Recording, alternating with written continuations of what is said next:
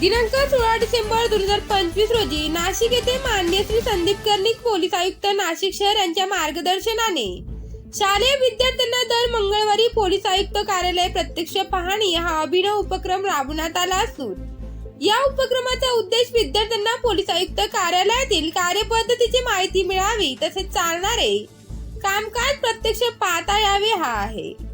सदर उपक्रम दर मंगळवारी आयोजित करण्यात आला असून सदर शैक्षणिक भेटीकरिता Rudra the practical school Shubham park Nashik शहर मधील 60 विद्यार्थ्यांनी पोलीस आयुक्त कार्यालयास भेट देऊन या भेटी दरम्यान विद्यार्थ्यांना आयुक्तालयातील आवक जावक शाखा, चारित्र्य व पासपोर्ट पडताळणी शाखा, नियंत्रण कक्ष, डायल 112 ट्रॅफिक कंट्रोल नियंत्रण कक्ष, वाहतूक नियमांची जनजागृती, वाहतूक विभागामध्ये वापरली जाणारी उपकरणे, आर्थिक गुन्हे शाखा इत्यादी कामकाजाची माहिती देण्यात आली।